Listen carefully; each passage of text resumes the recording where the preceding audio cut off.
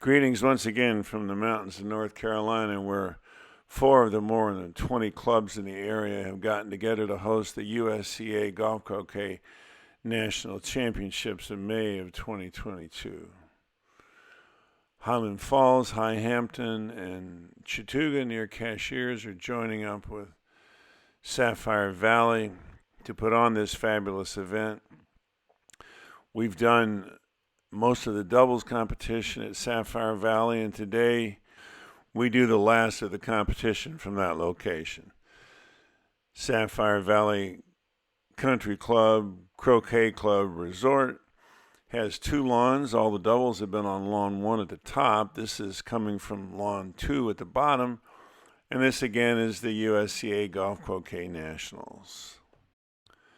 This event and this channel are both sponsored by the United States Croquet Association, the governing body for croquet in America and the major source of information about getting into this sport. There's the contact information on the website. Give it a look. This is a singles quarterfinal. Stephen Morgan, playing blue, is a 9-time national champion who won the golf croquet title in 2016. As you can see, their dynamic grades are close to identical. And Matthew Essick, playing red, has 6 national championships and is the defending golf croquet national champion.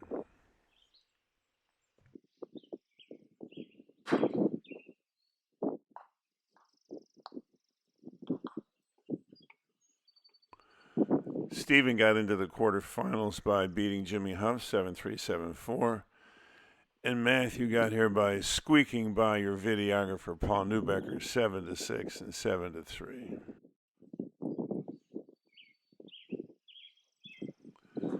The dynamic grades that I posted are the ones that are current when I'm editing this video. I don't have any real way of reconstructing what their grades were at the time of this game, but they weren't much different.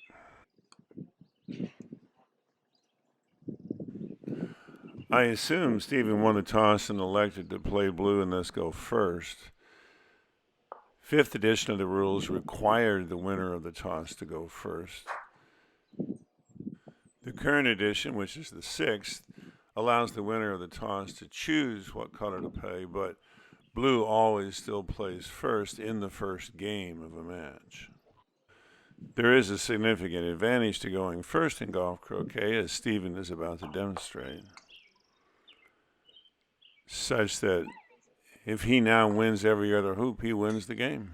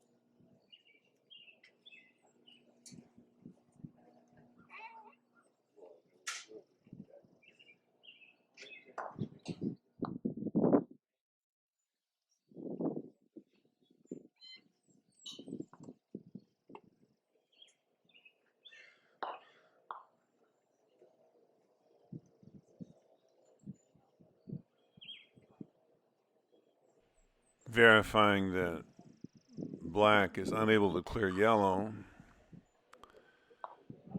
So I think he's going to try to move black to a point where it can get to yellow.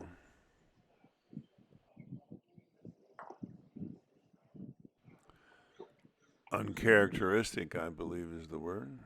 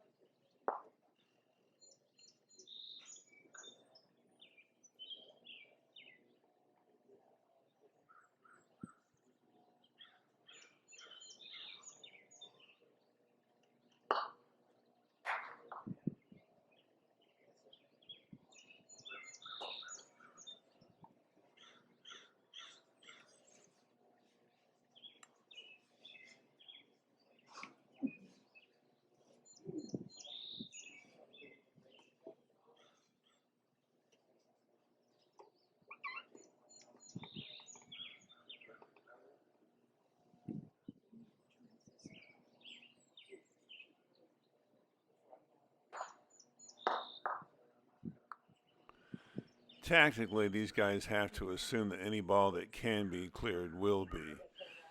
There's no wishing and hoping the other guy will miss.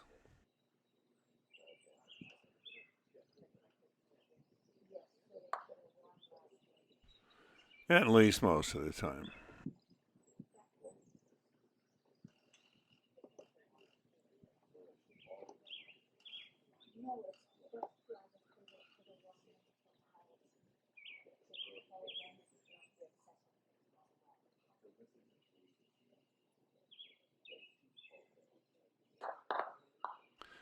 Ordinary players would probably concede his hoop at this point and just move on, but because they both know that red has a realistic chance of knocking black out of the hoop, they have to deal with it. Matthew has to move blue so it won't have a shot after black gets knocked out. Steven has to clear yellow because that's an easy hoop shot for Matthew.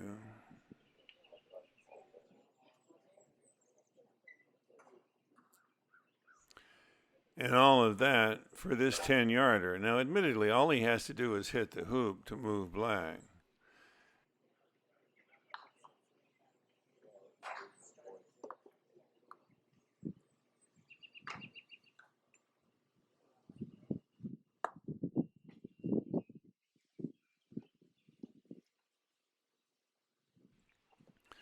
So Steven holds serve, if you will, maintaining the advantage of having won the toss.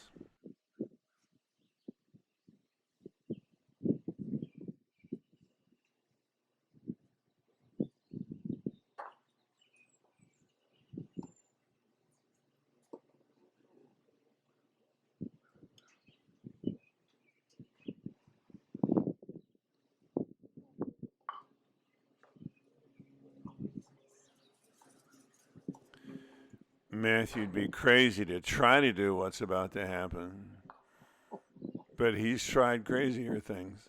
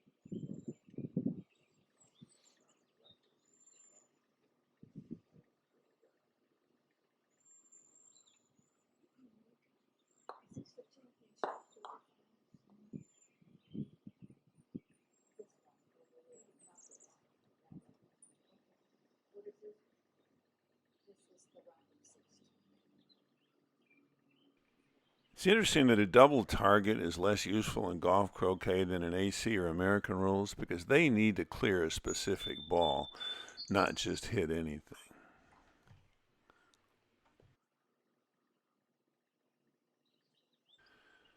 I thought he might have called a referee for this one.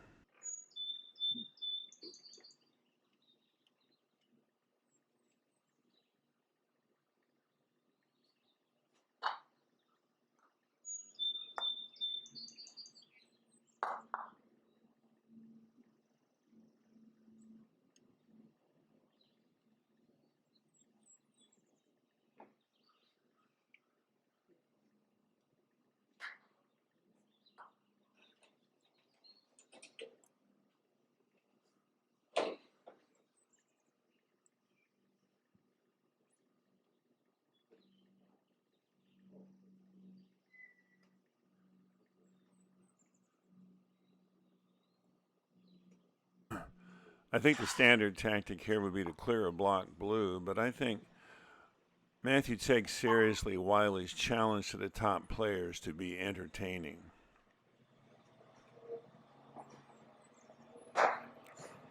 Or maybe he just gets bored.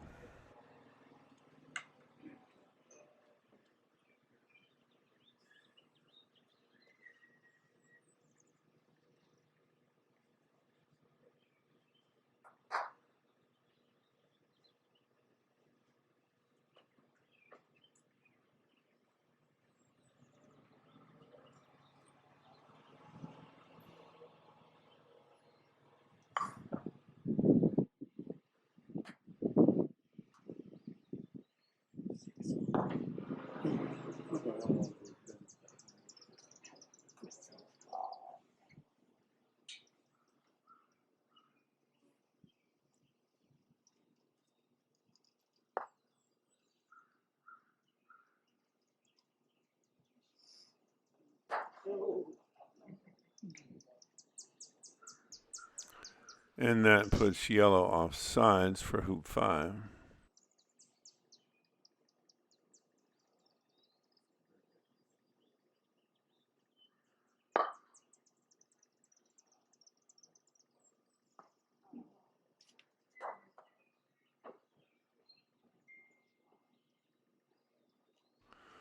Looks like Steven's going to leave him there because there's so much furniture between yellow and the playing side of hoop 5.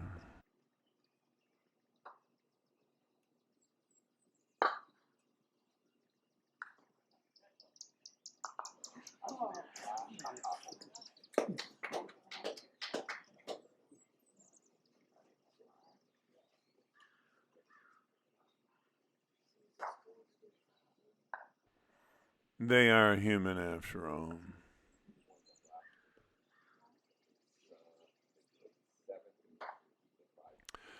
Lovely long setup shots like this don't generate the drama that 80-foot double clearances and bouncy bombs do, but they're critical to the game and sometimes more difficult because distance is harder to control in croquet than direction.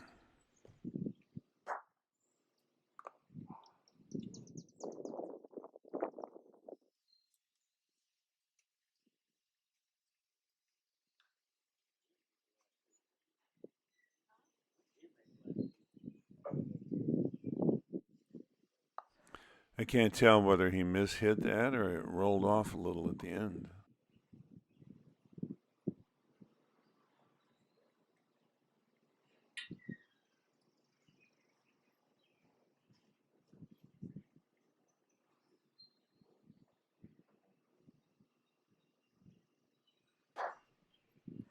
That double target thing again.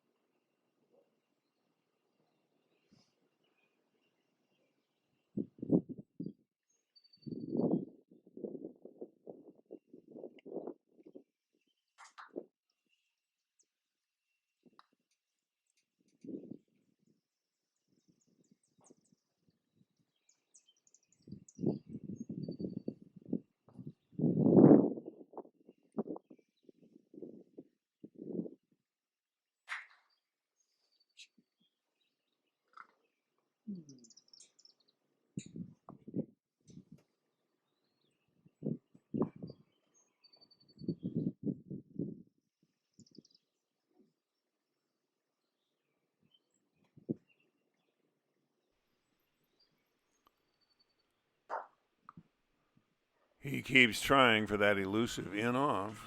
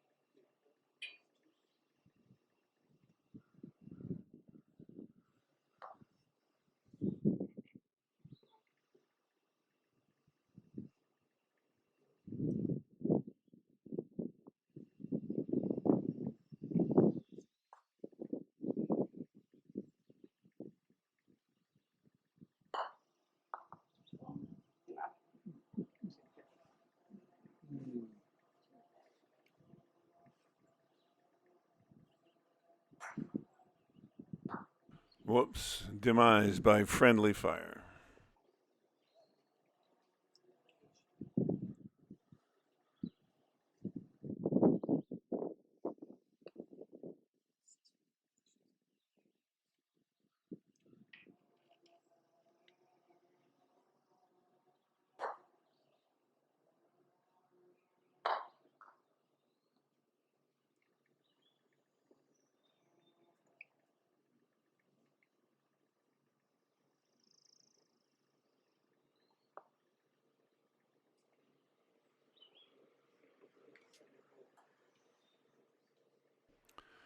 Talk about distance control. His main goal is just to set up short of the peg, but he's hoping to block Red's path to hoop 6 at the same time. This doesn't work very often, especially from that distance, but boy, it worked that time.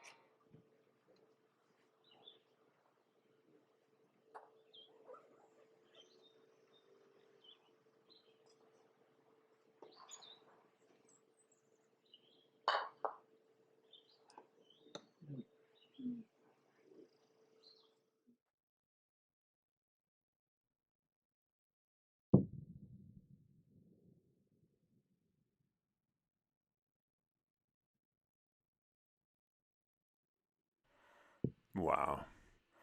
But what's more interesting, the shot or the close call can?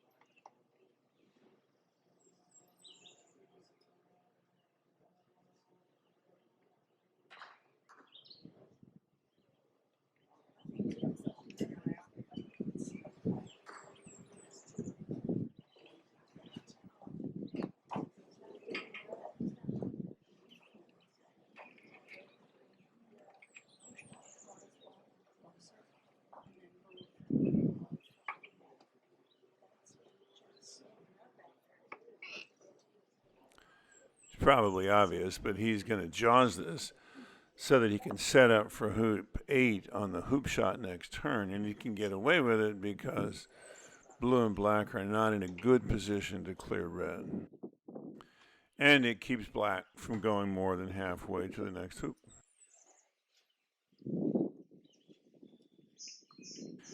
You and I probably would have gone halfway with yellow, but he has such respect for Steven's chance of knocking red out of hoop 7 that he's got to have some insurance.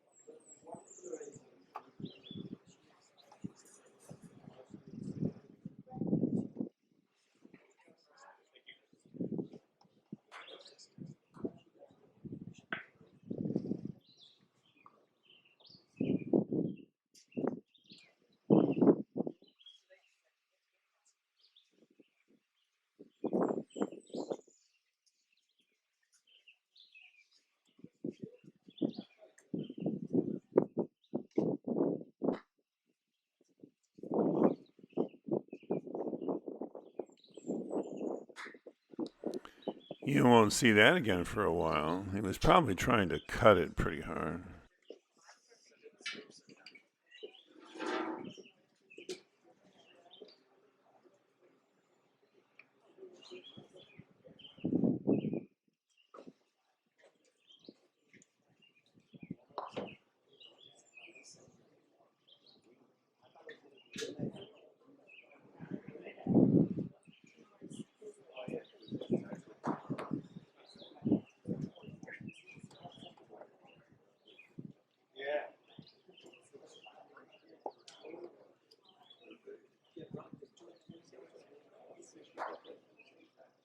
Hey.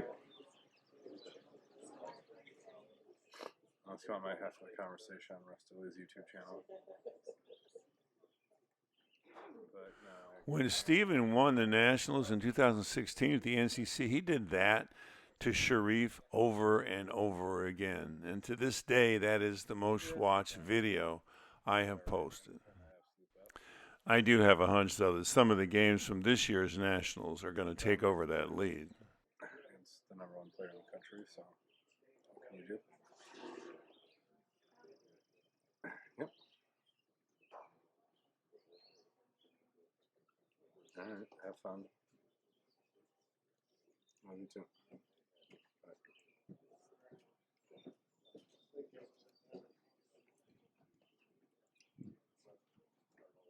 Is Ben Rothman playing now? Playing what? Didn't Ben Rothman #1 for a while? Well, he did win the Worlds in GC, but Matthew won the Nationals last year. Yeah, I don't know who's actually the number one on D grade. In response to that, Ben Rothman has the highest D grade at 2542 in the U.S. on the strength of his winning the Golf Croquet Worlds a couple of years ago. A few years ago we had. He couldn't make it from California for this event. Well, actually. And just for perspective, starting in 2012, Ben won the singles Golf Croquet Nationals 4 years in a row, and in the same stretch, he and Sharif won the doubles 4 years in a row. They were threatening to retire both trophies, I think. Wow. That's great.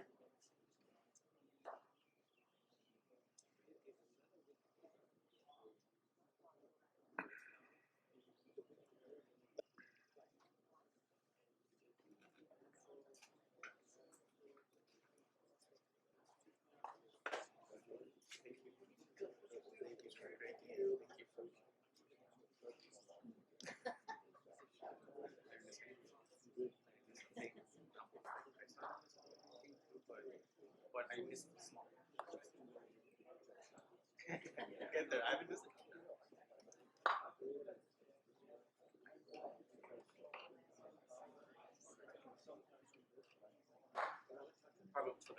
That ball's offside. Okay. I will.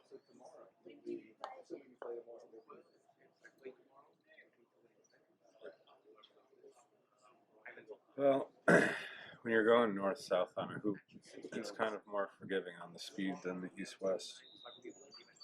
That would be my guess.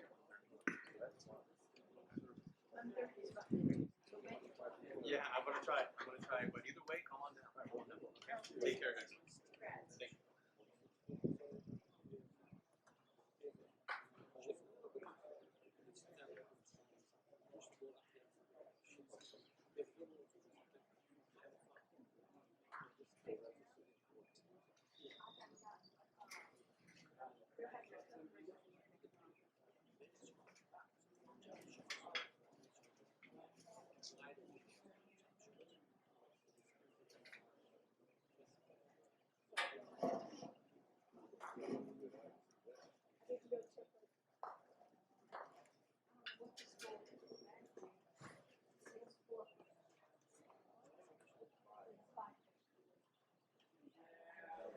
Matthew retrieving Steven's offside ball to keep the game moving.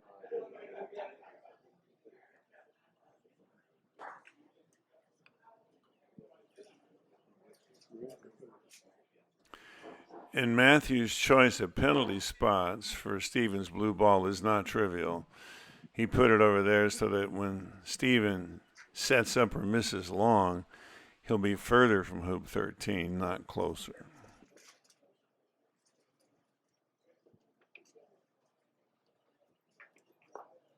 Now, Steven could have turned the tables and just left blue there or put it out on the lawn a couple yards.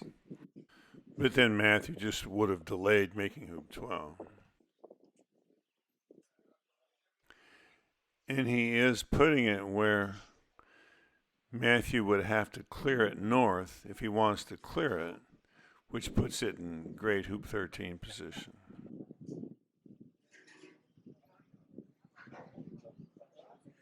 That's a good shot. Check out Clark Croquet with an E for a good discussion of Hoop 12 tactics by Chris Clark.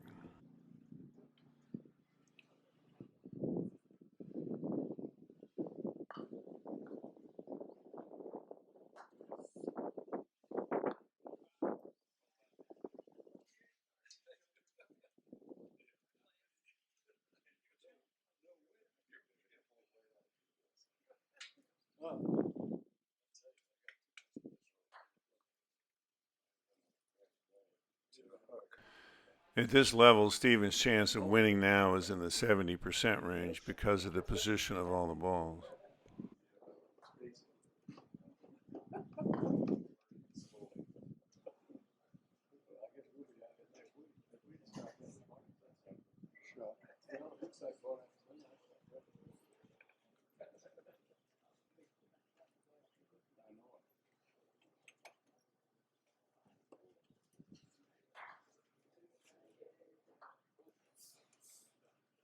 Wasn't running off the sides?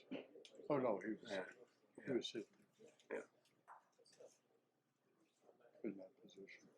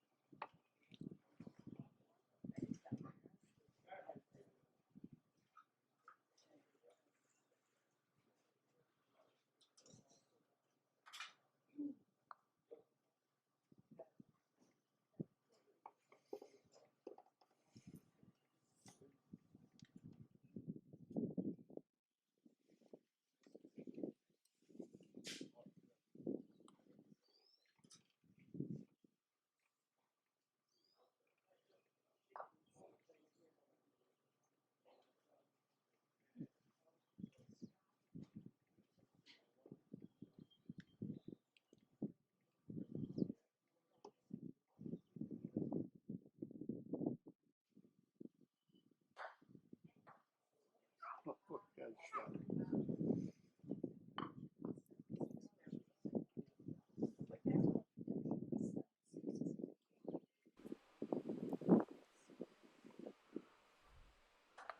And over the roar of the crowd, Stephen Morgan takes game one 7-6. Give us a like, subscribe, hit that notification button so that you know when game two is coming out.